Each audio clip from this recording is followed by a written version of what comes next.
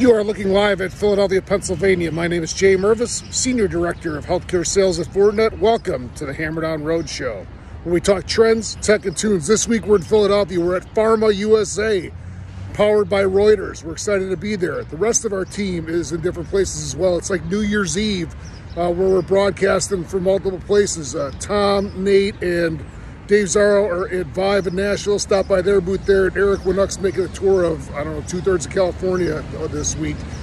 Talking to partners, customers, and people we want to partner with. So, once again, welcome to the Hammerdown Roadshow. It's a little brisk here in Philly today. As you see behind me, the Rocky statue. I'm going to move my phone because everybody said when I was in New Jersey that looked like I had a fake background. No chance. We try to make it as real as possible. So, when we talk trends, we're talking about reducing risk. High concern about our pharma customers, reducing risk. They have patient data, they have clinical data, they have trials, they have IP that is not public, that is definitely proprietary to their organization. They've also got tons and tons of research on multiple clouds. So that's one of the concerns. Reducing risk is a trend, but that reducing risk is bucketed in with, we can't do business if our risk increases in some way, shape, or form. And three things that impact that is, number one, supply chain. If we don't control our supply chain in the pharma business, we're not going to have drugs out in the world. There's a couple of shortages right now, Adderall being one of them. Hopefully that gets resolved quickly. The second one is employee retention. The best employees always have options. So, between, the culture and benefits and whatnot, salary, that's what retains people, as well as opportunities within that, within the organization. And then the last one is diversity, equity, inclusion. Everybody wants a variety of different opinions and opportunities for everyone. So those are four key risks stated by some very good biotech, pharma, and life sciences companies in their public statements. So we're going to try to reduce risk. How do we do that? Through technology. The first way we do that is with the fabric. Fortinet's fabric is 50 plus products. There's the joke on Twitter the other day that we should not be Fortinet anymore, we should be 50net. I'm like, come on. I know I'm a clever dude, but that's not the way it works.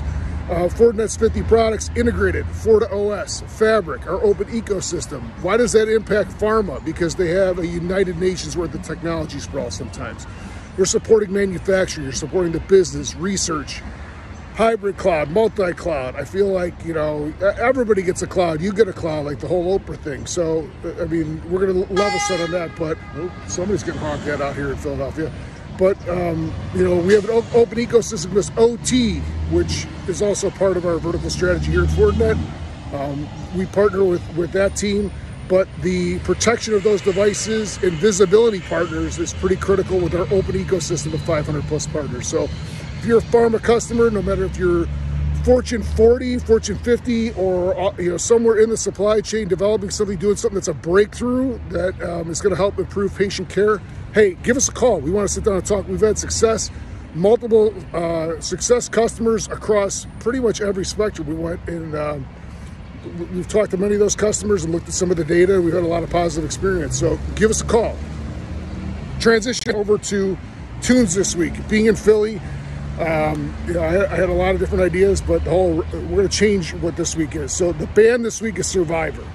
And I'm standing for Rocky. Survivor was very popular in the 80s. They did, the two songs they have is Hearts on Fire and Eye of the Tiger.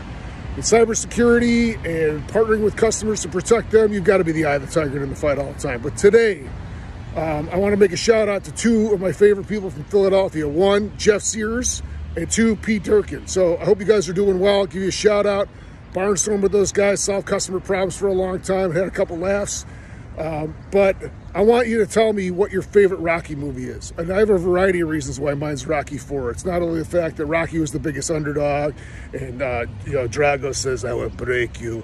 Those kind of things, and then they fought, and it was pretty amazing, but, there's a whole variety of other things. But what I'd like you to do, especially you children of the 80s and 90s, put in your favorite Rocky movie. Mine's Rocky IV, all day, every day.